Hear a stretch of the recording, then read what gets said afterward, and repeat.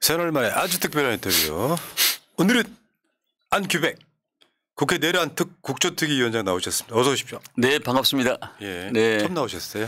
네, 아주 처녀 추출연입니다. 네, 그러니까. 네, 좀 말씀도 많이 듣고 또 새날에 대한 우리 당원 동지와 또 민주진영에 대한 그 관심도가 굉장히 높고 또 고관여층이 상당히 많더라고요. 예. 그래서 저도 나오고 싶은데 이렇게 늦게 나왔지만은 한 가족의 일원으로서 앞으로 자주 나오고 열심히 하랍니다. 그러니까요. 감사합니다. 예. 어제 국조특위 청문회를 보니까 역시 한 방이 있으시더라고요. 별 말씀을. 여러분 안규백 의원 후원 계좌는 화면 상단에 있습니다. 이게 민주당 국회의원들이 저걸 잘 못해요. 후원금 주세요가 안 돼. 영역 036-01-139620 안규백 의원 후원회로 좀 도움을 주시고요. 그리고 채팅창 상단에는 안규백 TV 바로가기가 있습니다. 여러분 많은 성원 부탁드리고요. 일단 안규백 의원 하면은 제가 이제 국방 전문가, 국방위만. 근데 되게 신기했어요, 그게. 예. 왜냐하면 국방위가 뭐 관심 있는 상임위도 아니고 대선을 꿈꾸지 않는 한 국방이 잘 안 가잖아요. 근데 굉장히 오래 하셨죠. 5선 동안 내내 했습니다. 왜 국방위만 하신 거예요? 제가 당을 처음 했을 때 DJ께서 안군 이 다음에 크면은 안군이요? 예, 안군 이 다음에 크면은 그러니까 안군 88년도 90년도 그 어간입니다. 네. 이 다음에 크면은 남이 안 가는 환노이나 국방에 가서 공부를 해서 스타원을 대봐라. 다른 상임위는 발언 기회도 없고 우 숫자가 많은데 환노이 국방위는 18명 내외다. 그러나 다른 상임위는 작으면 25명, 많으면 30명인데 거기서 가서 자기 역량과 기량을 발휘하기가 상당히 쉽지 않다. 다만 환노이 국방위는 어려운 상임이지만 전문 용어가 많고 어려운 상임이지만 그 상임위에서 발굴의 실력을 발휘하면은 발언 기회도 많고 스타원이 될 수 있다. 그렇게 말씀하셔가지고 제가 의전 생활을 해보니까 그 말이 딱 들어맞더라고요. 왜냐하면은 육군 장군이 해군 용어 모르고 해군 장군이 공군 용어를 모르는 상위가 바로 이 국방입니다. 그만큼 무기체계도 어렵고 용어 자체도 어렵습니다. 그래서 이제 나름대로 한 2, 3년 공부를 하다 보니까 다른 상임위 가기가 너무 아깝고 또 나 같은 이 이 합리적인 사람이 우리 당에 있어야 예. 군이란 게 보편적으로 폐쇄성, 적대성, 보수성을 갖고 있는 사람들이기 때문에 중도표를 가지고 올 수 있겠다. 어차피 정당이 표를 먹고 사는 집단인데 이제 그런 차원에서 국방위를 오래 하게 된 것입니다. 소위 말하면 사실 민주당이 군 쪽에 좀 취약하잖아요. 그렇습니다. 최근에 이제 김병주 의원 이렇게 뭐 사성 장군도 들어오시고 했지만 근데 보니까 이런 거네요. 밀떡이신 거예요. 젊은 사람들 말로 밀떡이신 거잖아요. 네. 그러다 보니까 이제 내란 국조특위위원장까지 사실 국회가 할 수 있는 최대의 권한이 국정조사 아닌가요? 그렇습니다. 어느 시대나 이런 국가적인 현안 문제나 큰 문제가 있을 때 특위에서 그것을 각 상임 원래 특위란 것은 그 해당 상임위에서 하거나 아니면은 다른 상임위에서 전략적인 인물들을 모아서 특위를 만들어서 구성하는 거거든요. 지금 현재는 지금 우리가 윤석열 정부 들어와서 가장 중요한 우리 상임위가 내란 특위 국조가 큰 역할을 하기 때문에 거기서 선택과 집중적으로 지금 모든 의원들이 맞습니다. 개인기보다는 팀워크를 이루면서 지금 하고 있습니다. 지금 국회를 보면 국방위도 마찬가지고 또는 국조특위도 마찬가지고 팀플레이 되게 잘 되는 느낌이에요. 그걸 총 지휘하셔야 되잖아요. 그렇습니다. 근데 국민의힘은 방해하겠다고 들어오는 케이스잖아요, 사실은. 이걸 제끼고 뭔가를 해야 된다는 게 굉장히 어려울 것 같다 이런 생각을. 그것은 상황 정무적 전략 전술을 잘 짜고 상대가 생각할 수 없는 시간에 공격을 하고 상대가 생각할 수 없는 방법으로 상대를 제끼면서 이렇게 아우라를 이게 하는 모습들이 쉬운 모습은 아니죠. 왜냐하면은 총리도 와 계시지 또 부총리, 각 부처 장관들 다 있기 때문에 그 분야에 내놓으라는 분위기 때문에 그런 것들 하모니를 잘 이루면서 어떤 허점을 찔리는 이런 전략 전술을 잘 구사해야 된다고 생각하고 있습니다. 그래서 보니까 어제도 청문회 하는데 보니까 딱 위원장님이 마지막에 딱 활용 점정을 딱 찍으시더라고요. 그렇습니까? 저는 그렇게 봤고요. 네, 예. 그러니까 지금 국조특위가 시작된 거는 얼마 안 됐어요, 사실은. 그런데 지금 일주일에 한 두 번, 세 번 이렇게. 2번 합니다. 예. 특히 이제 회의라든지 청문회 예. 빼고도 그쪽 현장 조사도 가셨잖아요. 갔다 왔습니다. 예. 지금까지 성과가 어떻게 될까요? 그러니까 이게 국회가 할 수 있는 최대의 권능으로 진실을 밝히는 과정인데. 그러니까 지금 헌재나 검찰에서도 국회에서 나왔던 여러 가지 증언과 질의응답 과정을 증거로 채택해서 유무죄를 판단하는 경우가 굉장히 많습니다. 그래서 국회의원들은 그 약한 고리를 잡고 아주 어그레시브하게 아주 공격적으로 하면은 상대가 예상하지 못한 그런 답변을 받아낼 수가 있고 또 국회는 의원들이 전투력이 뛰어나기 때문에 예컨대 어제 같은 경우도 현대건설에서 용산과 안가에다가 그 골프 연습장을 짓지 않았습니까? 스크린 골프장. 현대건설에서. 근데 그것을 모른다고 그래요. 모른다고 해서 당신들이 모르면 굴지의 기업이 모를 수가 있냐? 그러면 당신들이 회장, 부장을 불러놔서 이것은 청문회 이상으로 더 아주 심하게 해야 되겠다라고 하니까 그 이후에 또 나와가지고 사실 우리가 이렇게 해서 했습니다라고 이렇게 자백을 받아내는 경우가 있는데 어제 마이너 척한 거. 네, 이런 경우가 아니면은 청문회 같은 경우가 아니면 이걸 자백을 받아내기가 쉽지 않습니다. 네. 그 사실은 형사법적인 건 특검으로 가서 진실을 밝혀내는 거랑 별개로 약간 국조특위 같은 데서는 정치적 문제 같은 것도 같이 다뤄줘야 되는 굉장히 어려울 것 같아요. 이걸 뭔가 한에 있어. 그러니까 아무리 좋은 내용도 국민을 조직하지 못하고 세력하지 못하고 홍보하지 못하면 결국은 실패됩니다. 그러니까 예컨대 갑심정변의 김옥균이 3일 찬화로 끝난 것은 그 나라를 개혁 개방해서 더 잘 사는 나라로 만들자 했는데 왜 그걸 실패했겠습니까? 그것은 그 내용 좋은 내용을 가지고도 그러니까 일본군 180명으로 천군 2000명을 중갑부로 이길서 실패를 했고 그 좋은 내용을 국민 백성들한테 홍보와 조직화 세력화를 못해서 결국은 실패하게 아니겠습니까? 네. 근데 국조특위는 지금은 이 매스미디어가 발달되어 있기 때문에 얼마든지 이 대국민 이 홍보랄지 이런 여론 형성을 하는데 저는 결정적 기회가 된다 이렇게 생각하고 있습니다. 예. 그러니까 어깨에 짊어진 무게도 좀 많이 크실 것 같고. 아이고 뭐. 그러니까 이런 데서 국정조사해서 국회가 할 수 있는 범위 내에서 최대한 밝히는 어제는 정말 대박이었던 게 일단 홍장원 전 국정원 1차장 그러니까 계엄 일어나 바로 직후까지 국정원 1차장이던 분의 어제 말이 저는 뭐 오늘 저 헌재에서 김용현 나오고 윤석열 나오고 해서 나오는 이야기는 사실 큰 의미가 없다고 생각해요. 네. 자기 자신들 죄를 어떻게 면해 보려고 하는 약간 형사재판 받는 느낌이었고요.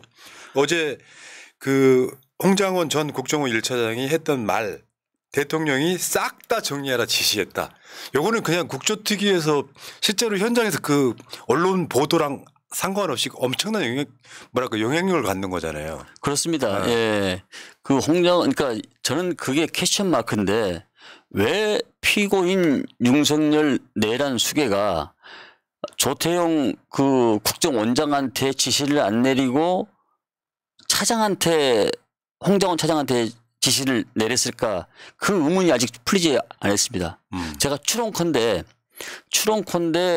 외교관 칠 수 있는 어떤 우유부단성 뭐 이런 것 때문에 여러 가지 내공과 있고 사선을 넘나들면서 어떤 그런 기회가 있는 홍장원 1차장한테 그 지시를 내린 게 아닐까 이런 합리적 추론을 한번 해봅니다.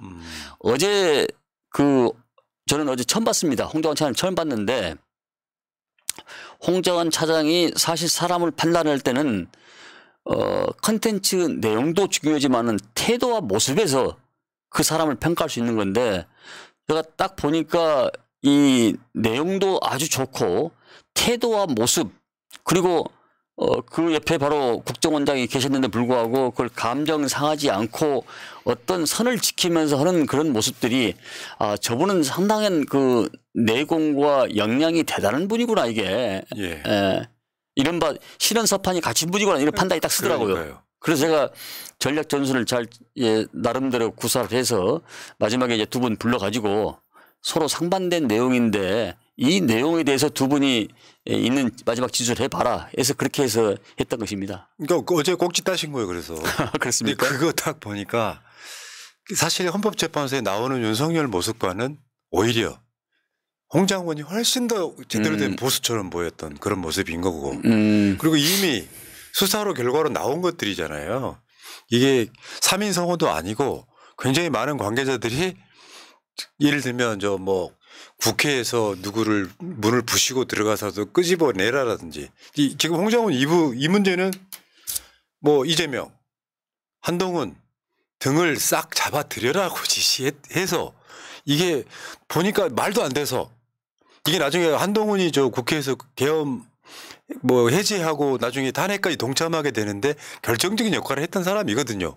근데 그게 언론에 나와서 한 말과 국회에 나와서 한 말은 무게가 다르다는 거잖아요. 훨씬 그 분위기 자체가 다른 것이죠. 사실 홍장원 차장이 그 체포 명단을 얘기할 때 저는 11시 그날 12월 3일 11시 20분에 방첩사로서 첩보를 받았습니다. 제가 맨 처음에. 그러셨어요? 네. 그래서 제가 빨리 들어가 가지고 김성훈 의원을 통해서 하나한테 얘기를 했고 또 제가 우리 당 대표한테도 말씀을 드렸고 다만 이제 그 취재원을 보호하기 위해서 내가 기자회견을 빌리지 아니하고 그냥 상임해서 그걸 했던 건데 딱 우선 체포조 이재명, 한동훈, 우원식 이 딱 이름이 있는 겁니다. 예. 그래서 세 분하고 그다음에 체포조 11명이 딱 있는 겁니다.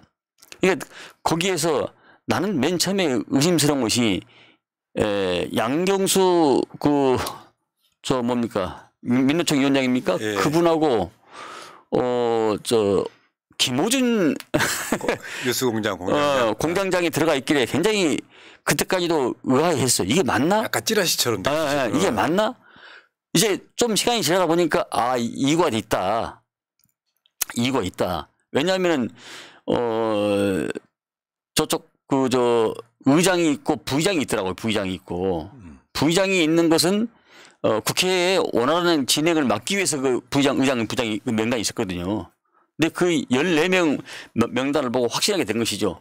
그러니까 11월 29일부터 계속 이렇게 해서 그 회의록이 있더라고요. 회의록이 11월 3일까지 그걸 보고 이제 확신이 가져가지고 내가 본회의장 들어가서 여기를 나가지 말라고 내가 얘기했던 것이죠. 그럼 방첩사 그 첩보를 받으신 게 그 당일 새벽이었어요?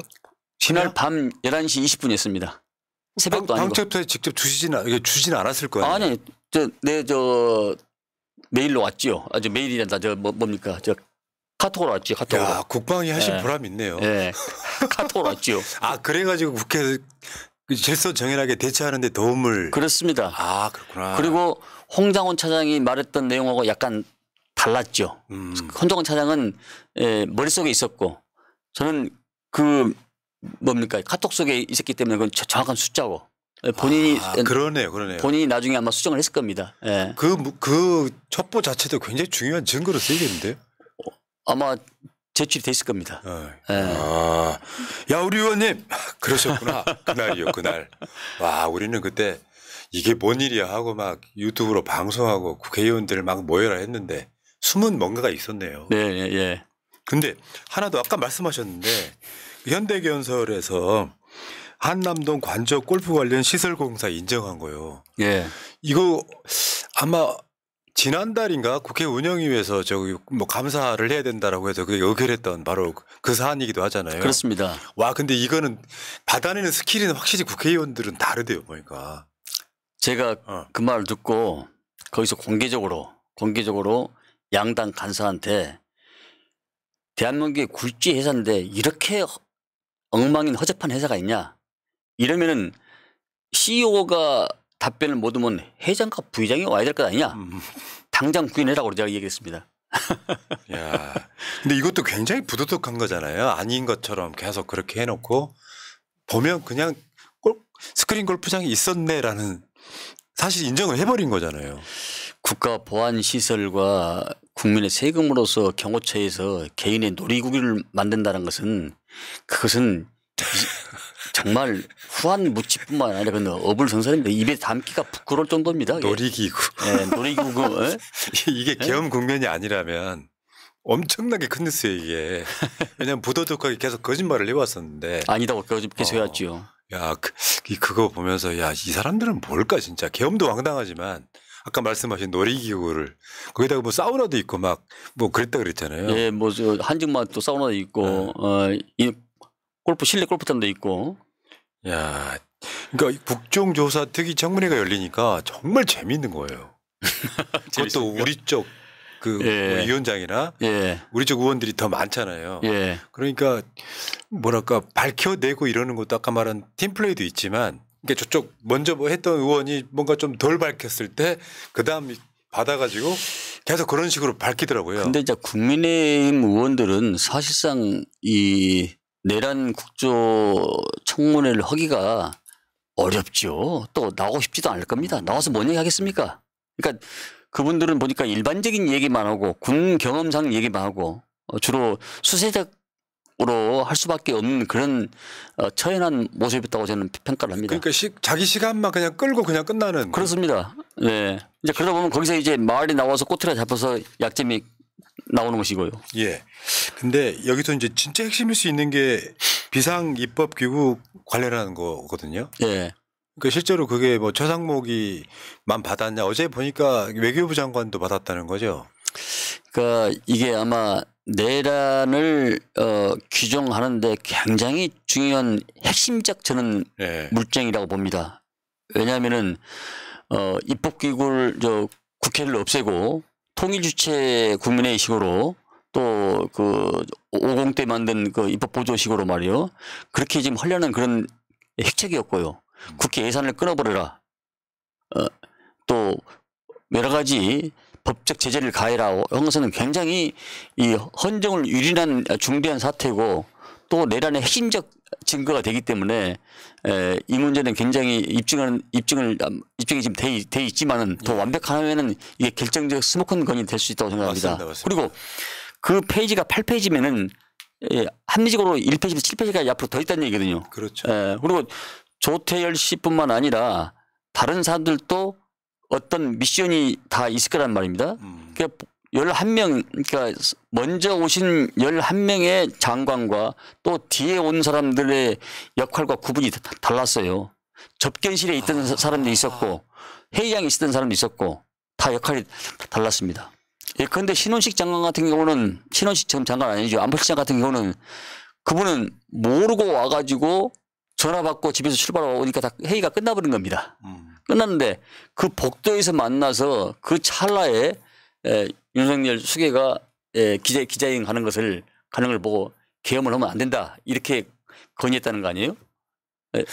당신이 알아서 할게 이렇게 얘기하고 갔다는 거 아니겠습니까? 그러니까 먼저 온 사람들하고 뒤에 온 사람들하고 약간의 그 괴리감이 있는 것이죠. 온도차가 있는 것이죠. 오늘도 보면 막 헌법재판소에서 하는 뻔한 거짓말 다 이렇게 말하고 있는데 자기들만 마치 무슨 계엄을 아예 안 내린 것 같은 그런 식으로 얘기를 하고 있는 거고요. 자, 그건 5,200만이 다 봤는데 어떻게 안 내렸다고 할 수 있습니까? 국방위에서 신원식 많이 보셨잖아요. 예, 예. 근데 놀랍게도 저는 신원식을 굉장히 비정상적인 인물로 봤거든요. 예. 지금까지는. 예. 근데 이 국면에서는 정상인으로 보이는 착시 효과가 있더라고요. 신원식 장관은 제가 뭐 한 7년 동안을 제가 지켜봤는데 그분은 보수임에는 틀림없습니다. 그러나 합리적 보수고 그리고 본인이 지킬 선은 확실히 지키고 보수지만은 대화가 통하는 그런 분입니다. 예. 예전에 왜 한때 정광훈 집회를 자주 나가서 이분이 좀 정상은 아니구나 생각을 했었는데 생각해 보면은 본인이 이제 대장을 못 달고 나와가지고 국회의원을 아마 하기 위해서 어떤 보수 쪽에 세를 결집하면서 어떤 모양을 내려고 그랬던 건 아닌가. 아마 그 사람의 본심은 아닐 겁니다. 이쪽에 어떤 인적 인프라에 대해서는 우리 의원님이 꽉 잡고 계시겠네요. 네. 그러니까. 그래서 이게 굉장히 10개월 만에 계엄을 반대했기 때문에 10개월 만에 장관이 10개월 만에 교체되는 경우가 없습니다. 그렇죠. 국방장관인데. 원래는 1년 6개월 비례대표 의원을 그만두고 갔지 않습니까? 네. 그러면 그만하고 상황한 예우를 해줘야지요. 네. 근데 지금까지 보도는 그거 아니에요? 신원식이 계엄을 좀 충실히 못할 것 같으니 김용현으로 바꾸고 신원식 어디 보낼 데 없으니까 안보실로 들어오고 뭐 그랬다는 거잖아요. 그렇습니다. 근데 이제 그 내용을 보면은 신원식 전 장관이 안보실장이 계엄에 동의를 하고 계엄에 적극적인 의지를 가졌으면은 그분을 계속 할 건데 왜냐하면 계엄을 준비했던 정보사령관을 제가 그 정보사 블랙론 유출 사건 또 하극상 사건 때문에 교체하려고 그랬거든요. 근데 8월 12일 날 교체하려고 준비했는데 11일 날 교체하려고 준비했는데 12일 날 새로운 장관이 바뀝니다. 그런 어간을 보면은 아주 친밀하고 계획적으로 그게 이루어졌다고 봐야 되겠습니다. 문상호를 유지했다는 거죠. 그렇습니다. 예. 자, 근데 어저께 그 위원장께서 안규백 위원장께서 박안수 이야기를 하셨어요. 저 상황이 그렇다고? 그게 뭐냐면은 계엄 종사자들 다 지금 보직 해임됐는데 육군참모총장만 유지하고 있는 거 물어보신 거잖아요. 그렇습니다. 근데 이거 어떻게 캐치하신 거예요? 제가 12월 11일 날 그 이야기를 했습니다. 조국과 민족 앞에 당신을 위한 사람들한테 총칼을 겨눈 사람이 바로 박안수 육군 총장이다. 나는 당신을 계엄사령관 총장이라고 칭하지 아니하고 당신이라고 내가 부르란다. 어떻게 당신을 위한 이 국민들 앞에서 총칼을 겨눌 수 있느냐. 아주 당신은 나쁜 사람이다. 아주 총칼을 겨누는 아주 그래서 내가 당신이라 나 칭한다고 얘기를 했거든요. 그러면 계엄사령관부터 먼저 보직해야 되는데 원래 군에서 이 징계위를 꾸리려면은 상급자가 3명이 있어야 됩니다. 근데 육군 총장은 상급자가 없는 거예요. 예. 상급자가 없는데 그런 판례가 또 없는 거예요. 지금은 비상시국이고 비상상황이기 때문에 특단의 대책이 필요한 겁니다. 그러면은 상급자가 없는 것이 아니거든요. 군 법무관은 수직적 관계가 아니고 육군 총장하고 수평적 관계입니다. 예. 그러면 그 사람이 참여하면 되는 것이고 위에 상급자가 합참의장이 있습니다.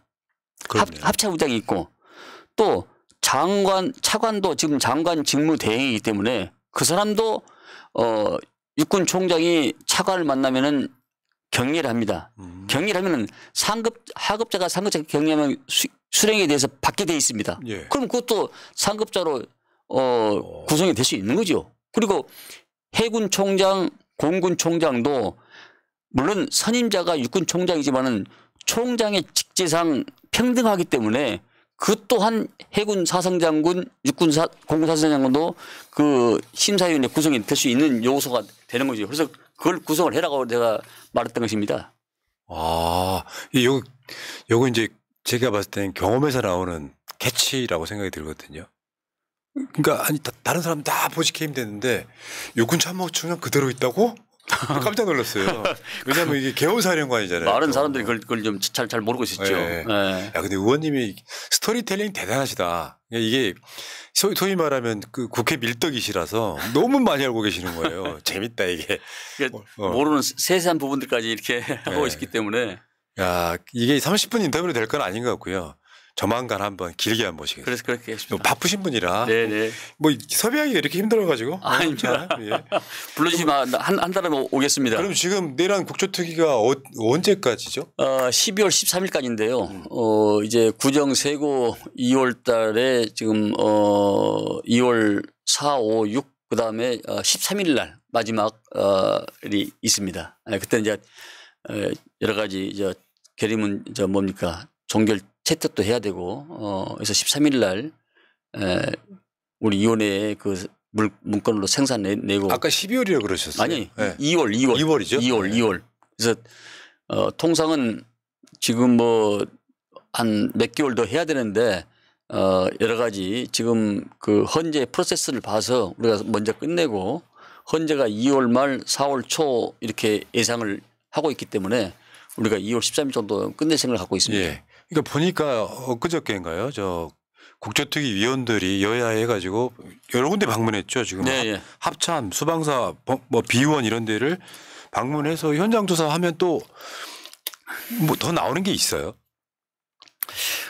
현장 조사하면은 그 가다 보면은 예기치 않는 그런 낙수의 생산물들이 굉장히 많습니다. 아, 네, 많은데 예컨대 그날도 비원방카를 가니까 비원방카가 약 2만여 평 됩니다. 2만여 평이요? 예, 지하가. 근데 거기는 화강암 안마로 돼 있기 때문에 어떠한 그 무기에도 그게 뚫리지가 않는 것이죠. 근데 2만 평 되는데 이제 구건물로 가보니까 50여 명 수용소가 있더라고요. 근데 그 수용소가 일종의 숙소인데 원래는 우리가 14명의 체포의원들을 봤는데 그게 딱 아기가 맞는 게 선거관리위원회에 가서 30명을 걔들 압송해오고 그 사람들 압송해오고 그다음에 국회의원들 14명 그러면 딱 50명 가까이가 되는 겁니다. 그래서 50명을 구금을 우리는 14명인지 알고 갔는데 50명을 구금을 장소를 물색을 해놨더라고요. 다만 그게 이제 사람의 생리 효과인 여러 가지 화장실이랄지 세면실이 구비가 안 돼 있고 그리고 이게 안에서 문을 잠그지 밖에서는 문을 또 못 잠그게 돼 있고 그래서 구금 시설은 적합하지 않다. 그래가지고 수방사 내에 있는 유치장을 물색을 하는 과정에서 계엄이 해제돼서 이 방첩사에서 퇴근을 한 겁니다. 그렇군요. 네. 자, 시간 관계상 네. 마지막 질문 하나 드릴게요. 네. 자, 윤석열 지금 출석 거부했죠? 네. 그래서 지금 동행명령장 발부하신 건데 나올 가능성은 없어 보이죠 지금? 나올 가능성은 없는데 아마 현장 조사 때 서울구치소 가서 그동안에 못 나오거나 동행명령을 거부했던 사람들에 대해서 현장 조사를 할 생각을 하고 있습니다. 아, 윤석열이 지금 탄핵 심판에 날마다 나오겠다 해서 지금 나오고 있는. 그러니까 윤석열 내란 수계를 보면은 자기한테 불리하거나 또 어지간한 데는 안 나가는데 탄핵에 대해서는 적극적인 자세를 취하고 있습니다. 본인이 재임에도 불구하고 어찌됐든 간에 선별해서 나가고 들어가고 하는 것이 이런 모양새가 보이지 않겠습니까? 아마 국민 눈에는 다 보일 것 같습니다. 지금 사실은 윤석열이 다 응대를 해야 될 게 수사도 응대해야지 국정조사도 응대해야지 탄핵 심판도 응대를 해야 되는데 선별적으로. 그렇죠. 그러고 있는 입맛에 거예요. 맞춰서 하는 건데 근데 사실 이게 제가 어떤 생각을 했냐면은 그날 계엄을 한 것 보고 피가 솟구쳤는데 예. 광주에서 뭐 공식 집계는 뭐 120에서 150명이라 하고 사망자가 비공식으로 2,000명이 넘지 않습니까? 맞습니다. 근데 2,020만 발이라는 어쨌든 공포탄과 고부탄과 실탄을 가지고 와가지고 그 인명살상을 얼마나 했을까라는 그런 생각이 들어요. 만약에 이게 계엄이 성공했으면은 수천 명의 사람들이 희생을 하고 피비린내를 아마 이 수도 서울에서 아마 끔찍합니다. 끔찍해. 맞습니다. 예, 그런 각오로 저희들은 임할 생각을 하고 있습니다. 윤석열 체포되고서야 계엄이라는 게 실제로 이루어졌다면 진짜 큰일 날 뻔했구나 이런 생각들을 국민들이 많이 하신다고요. 이게 지금 젊은 세대들은 30, 40대 50대 초반까지만 하더라도 계엄에 대해서 잘 모르기 때문에 그런 계엄의 엄중한 실상을 알리고 하는 것도 굉장히 저희들 몫이라고 생각합니다. 맞습니다. 자, 우리 위원장님이 우리 국회의원, 자, 그 민주당 국회의원 중에 오리지널 밀떡. 근데 네. 진짜 국방위를 초선부터 5선까지 하시는 분은 제가 봤을 때 아마 기네스 기록이 아닌가 싶은데. 자, 어쨌건 우리 안규백 의원님 만나서 반가웠고요. 네, 다음에 네. 좀 길게 한번 모실게요. 고맙습니다. 네, 예. 감사합니다. 예. 예.